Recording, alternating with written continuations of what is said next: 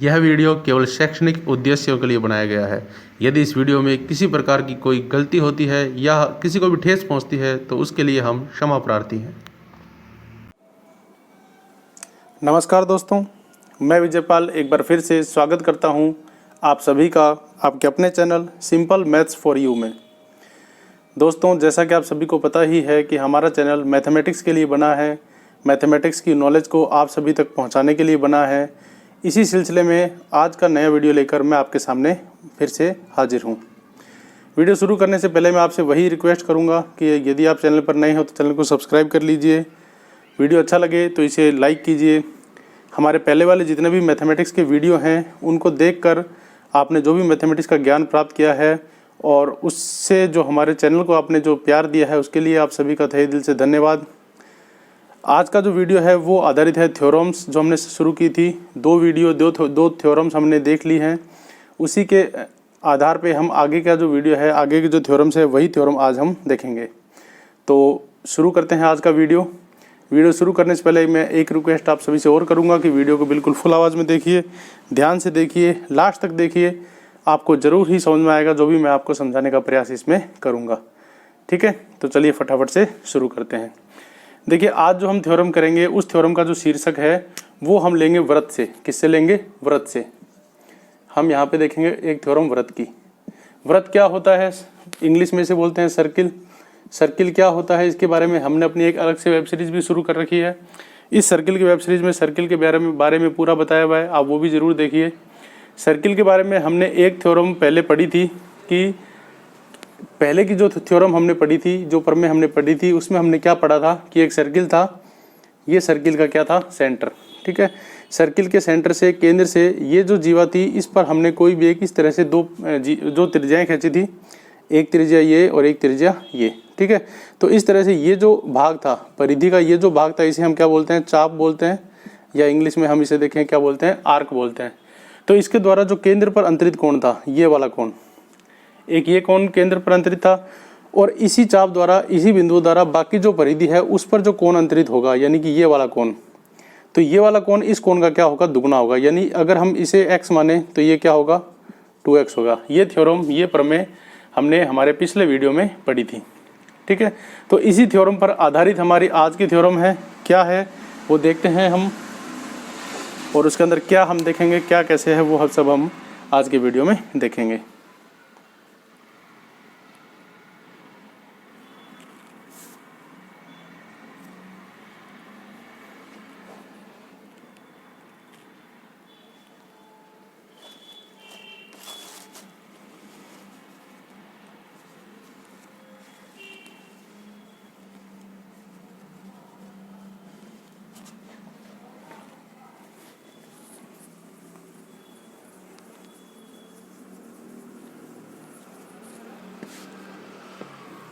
तो शुरू करते हैं आज की थ्योरम, और आज का हम चलते हैं हमारे थ्योरम्स के डायग्राम पे और थ्योरम्स के जो स्टेटमेंट है उस पे।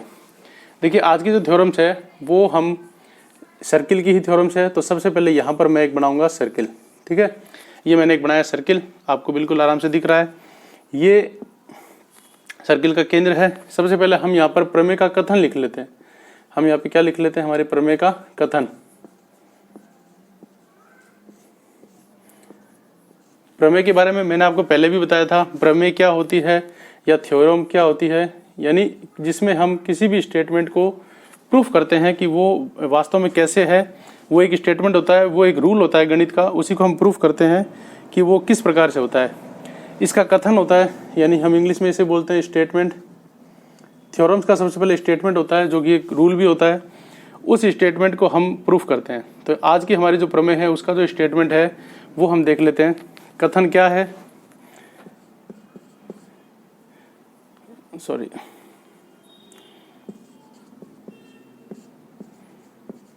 व्रत के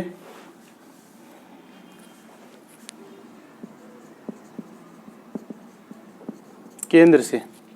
ठीक है, या हम इसको व्रत के केंद्र से ना कह करके हम इसे अगर यूं कहें कि अर्धवृत्त पर, तो ज़्यादा इजी रहेगा। हम यही से लेते हैं, अर्धवृत्त पर बना कोण समकोण होता है। यानी ये हम कथन लेते हैं कि अर्धवृत्त पर बना कोण समकोण होता है। तो यहाँ पर देखिए अर्धवृत्त का मतलब क्या है, ये एक पूरा सर्किल है, वृत्त है, ये इसका केंद्र है, यहाँ से मैंने एक क्या खींच दिया, व्यास खींच दिया। ठीक है, यहाँ से मैंने एक व्यास खींच दिया। तो ये जो व्यास है ये इस वृत्त को दो भागों में, बराबर भागों में बांट रहा है, एक ऊपर वाला भाग एक नीचे वाला भाग। तो जो इस प्रकार वृत्त के जो दो टुकड़े हुए हैं, इससे जो दो भाग बने हैं ये हमारा कहलाते हैं अर्धवृत्त। ठीक है, अब अर्धवृत्त पर बना कोण, अर्धवृत्त पर बने कोण का मतलब है कि ये पॉइंट और ये पॉइंट, इस पॉइंट से हम इस ऊपर वाले वृत्त पर कोई भी इस तरह का अगर कोण बना देते हैं, यानी दोनों बिंदुओं से होते हुए रेखा खींची जो ऊपर वाले अर्धवृत्त पर बनती है, तो ये जो कोण बनेगा ये कोण हमेशा क्या बनता है, समकोण। ये कोण हमेशा क्या बनेगा, समकोण। और समकोण का मतलब क्या होता है, 90 डिग्री का कोण। इंग्लिश में इसे बोलते हैं राइट एंगल।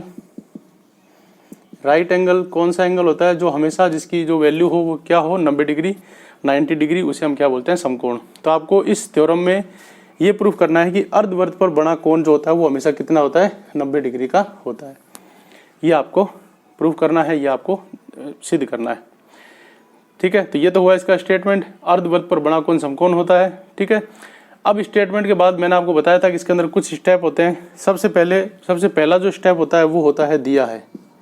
सबसे पहला जो स्टेप होता है वो क्या होता है, दिया है। ठीक है, या इंग्लिश में हम इसे गिवन बोल देते हैं।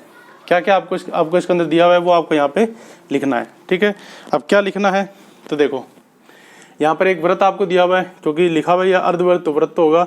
इस वृत्त का जो केंद्र है वो हम ओ मान लेते हैं। इसकी जो ये व्यास था, इसके दोनों सिरों को हम मान लेते हैं ए और बी। ठीक है, जो ऊपर वाला पॉइंट है इसको हम मान लेते हैं डी या सी, मान लो, कोई भी मान सकते हो। तो ये आपको दिया हुआ है। तो दिया हुआ क्या है आपको, ओ वृत्त का केंद्र है। ठीक है, ये ओ वृत्त का आपको केंद्र दे रखा है, ए बी व्यास है। ठीक है, या आप ये भी लिख सकते हो कि ए बी इज डायमीटर। व्यास को इंग्लिश में डायमीटर बोलते हो। अगर आप हिंदी मीडियम से हो तो ए बी व्यास से लिख सकते हो, अगर आप इंग्लिश मीडियम से हो तो ए बी इज डायमीटर, यह आपको लिखना है। ठीक है, अब उसके बाद यहाँ पर आपको ये दिया हुआ है और एक आपको दिया हुआ है कि डी अर्धवृत्त पर बिंदु है। जो डी दिया हुआ है वो क्या है, अर्धवृत्त पर परिधि पर एक बिंदु है, परिधि पर एक बिंदु है। ठीक है, यानी ये जो डी बिंदु आपको दिया हुआ है ये इस परिधि पर एक बिंदु दिया हुआ है। तो ये सब आपको इस चित्र में दिए हुए हैं, तो ये आपको लिखना है दिया है में। ठीक है, सेकंड जो पॉइंट होता है नेक्स्ट, वो क्या होता है, वो है सिद्ध करना है।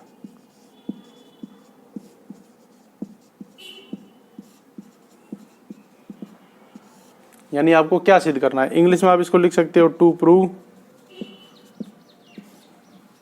क्या सिद्ध करना है आपको, अब यहाँ पे आपको क्या सिद्ध करना है कि ये जो कोण है बन रहा है ए डी बी, इसका मान कितना है, 90 डिग्री। तो यहाँ पर आपको प्रूफ करना है कोण A D B is equal to 90 degree, ये आपको प्रूफ करना है।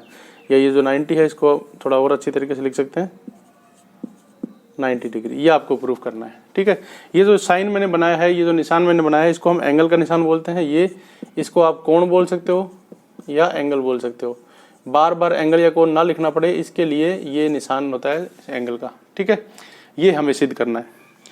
अब सिद्ध करने के लिए एक नेक्स्ट जो स्टेप था वो स्टेप था रचना।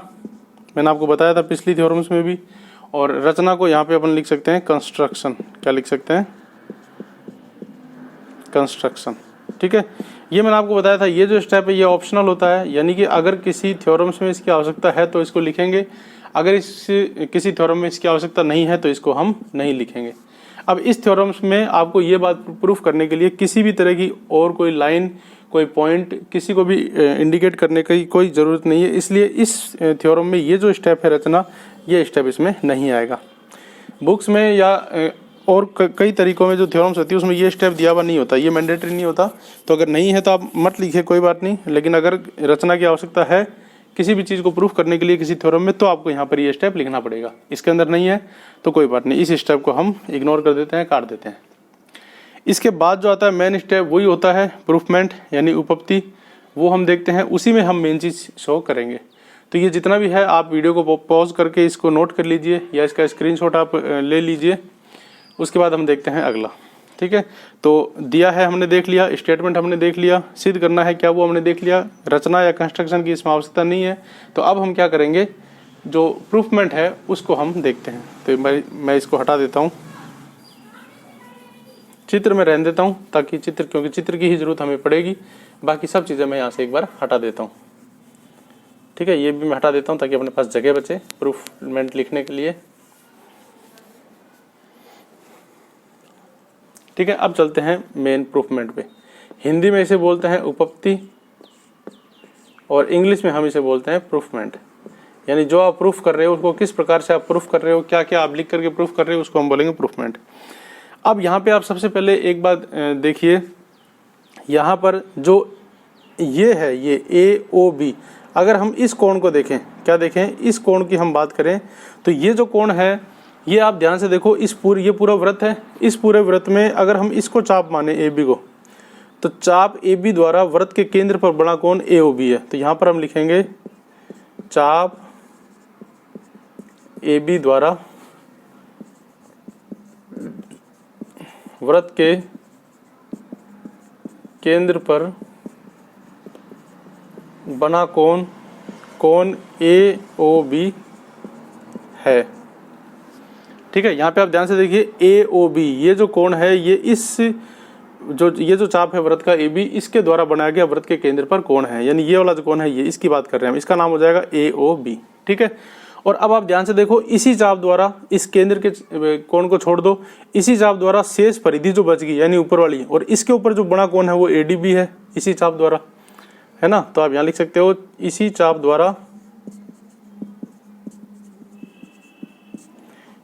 द्वारा शेष परिधि के बिंदु D पर बना कोण। अब इस शेष परिधि के बिंदु D पर बना कोण कौन सा है, ये देखो D पर इस चाप द्वारा कौन सा बना हुआ है, ADB। तो इस पर बना हुआ कोण क्या है, कोण ADB है। यानी यहाँ पर अपन ने दो कोणों का जिक्र किया, एक तो कोण AOB, दूसरा कोण ADB यानी ADB। इन दोनों कोणों का यहाँ पर हमने जिक्र किया है। ठीक है, अब यहाँ पर आप देखो लिख सकते हो प्रमेय द्वारा, यानी पिछली जो हमने प्रमेय पढ़ी थी उस प्रमेय में हमने ये पढ़ा था कि AOB जो कोण है यानी केंद्र पर बना जो कोण है वो शेष परिधि पर बने कोण का दुगना होता है। ठीक है, तो यहाँ पर हम लिख सकते हैं प्रमेय द्वारा। अभी आप चाहो तो यहाँ पे प्रमेय का पूरा कथन लिख दो कि हम जानते हैं कि वृत्त के किसी चाप द्वारा केंद्र पर बना कोण उसी चाप द्वारा शेष परिधि पर बने कोण का दुगना होता है। या फिर आप शॉर्ट में भी लिख सकते हो प्रमेय द्वारा। तो यहाँ पर देखो केंद्र पर बना कोण कौन सा है, कोण AOB, और परिधि के बिंदु पर बना हुआ कोण क्या है, कोण ADB। ठीक है, तो ये कोण क्या होगा, इस कोण से दुगना होगा। तो दुगने को लिखने के लिए मैं यूं लिखूंगा इस तरह से, क्योंकि ये कोण दुगना होगा, बराबर करने के लिए इसको 2 से गुणा करना पड़ेगा, तब ये स्टेटमेंट बराबर होगा। ये जो तरीका मैंने लिखा है बराबर करने का, ये समीकरण जो टॉपिक है उसके अंदर मैं बताऊंगा अच्छी तरह से। हमारी जो समीकरण की वेब सीरीज है या जो एल्जेब्रा वेब सीरीज है उसको भी आप देखते रहिए, उसके अंदर मैं ये सारी चीजें आपको बताऊंगा। तो यहाँ पर देखिए ADB कोण का दुगना करेंगे तो AOB के बराबर होगा। अब यहाँ पे आपको जो प्रूफ करना है वो ADB प्रूफ करना है, तो मैं यहाँ से कोण ADB निकालूंगा। तो इस समीकरण से मैं लिख सकता हूँ कोण ADB बराबर, ये 2 मल्टीप्लाई में, जब इसको आप यहाँ भेजोगे तो इसका पक्षांतरण होके ये आ जाएगा डिवाइड में, तो कोण AOB बट्टे 2, ये मैं लिख सकता हूँ। ठीक है, अब यहाँ पर आप ध्यान से देखो, मैं इसको यूँ लिख सकता हूँ, चूंकि कोण AOB की जो वैल्यू है वो 180 डिग्री है। कोण AOB जो है उसकी वैल्यू कितनी है, 180 डिग्री। क्यों है 180 डिग्री, यहाँ पर आओ चित्र में देखो AOB, इस AOB की जो वैल्यू है वो कितनी है, 180। क्यों है 180, क्या ये 180 है, आप ध्यान से देखो AOB एक सरल रेखा है और सरल रेखा पर बना कोण सरल कोण या ऋजु कोण कहलाता है, और ऋजु कोण या सरल कोण की जो नाप होती है वो हमेशा 100 डिग्री होती है। तो यहाँ पर आप 180 डिग्री का बीच में लिख सकते हो, ये सरल रेखा पर बना कोण है, और सरल रेखा पर जो बना कोण होता है उसकी वैल्यू हमेशा कितनी होती है, 180 डिग्री होती है। ठीक है, तो इसका मान 180 डिग्री हो गया। अब AOB का मान आप इसमें पुट कर दो, तो angle ADB is equal to AOB की जगह आप क्या रखोगे, 180 डिग्री बट्टे 2, जब इसको मैं काटूंगा तो कितना आ जाएगा 90 डिग्री। ठीक है, यानी मैं यहाँ पे लिख सकता हूँ angle ADB is equal to 90 degree. यही मेरे को प्रूफ करना था, यही मैं प्रूफ कर चुका हूँ। आप इसको इसके नीचे लिख दीजिए, मैंने यहाँ लिख दिया। तो जहाँ पर ये प्रूफ हो जाए वहाँ पर आप लिख दो HP। HP का मतलब होता है हैंस प्रूफ, यानी जो आपको प्रूफ करना था वो आप प्रूफ कर चुके हो। या अगर हिंदी में लिखना चाहो तो इसको इति सिद्धम भी लिखते हैं। तो इस प्रकार से ये बात हमने प्रूफ कर दी। तो ये जो रिजल्ट है ये आपको याद रखना है कि किसी भी अर्धवृत्त पर, यानी ये पूरा अर्धवृत्त है, अर्धवृत्त के किसी भी कोण पर जो बिंदु पर जो बड़ा कोण होता है वो हमेशा कितना होता है 90 डिग्री 90 डिग्री। तो इस प्रकार से ये थ्योरम है। अब इसका यूज कहाँ आता है, आप इसका भी स्क्रीनशॉट ले लीजिए या इसको भी नोट कर लीजिए क्योंकि ये आपके काम आएगा।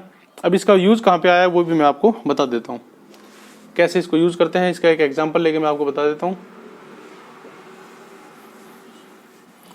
जब भी मैं बोर्ड को पूरा भर दूं तो आप इस वीडियो को पॉज करके इसका स्क्रीनशॉट ले लें या फिर अपनी जो भी नोटबुक है जिसमें भी आप बैठकर स्टडी कर रहे हैं उससे आप इसको देख के लिख लें। अब इसका यूज़ क्या होता है देखो, मैं आपको एक एग्जांपल करके बता देता हूँ। ये एग्जांपल मैं मन से ही बना रहा हूँ, बुक्स में भी आ सकते हैं। सपोज मैंने यहाँ पे क्या लिया, एक सर्किल लिया। यहाँ पर मैंने क्या लिया, एक सर्किल। ठीक है, ये इसका केंद्र है, ये है इसकी एक, इसको मैं EOF नाम देता हूँ। ठीक है, यहाँ पर मैंने एक ट्रायंगल बनाया। ठीक है, यहाँ पर मैंने लिख दिया 60 डिग्री और ये लिख दिया मैंने x। अब मुझे इस x की वैल्यू फाइंड करनी है। What is the value of x, इस x का मान क्या होगा, इस x की वैल्यू आपको बतानी है। या यूं भी आ सकता है, यहाँ पर आप कोई बिंदु ले लो, मान लो P, तो एंगल PEF, एंगल PEF इसकी वैल्यू क्या होगी ये मुझे बताना है। 2 नंबर का सवाल है, सपोज ये किसी एग्जाम में आ गया। तो आप क्या करोगे, क्या तरीका है आपको इसको करने का, इसको सॉल्व करने का। तो यहाँ पर हम क्या करेंगे, यहाँ पर आप ध्यान से देखिए, ये एक त्रिभुज बन रहा है EPF, ये त्रिभुज बन रहा है।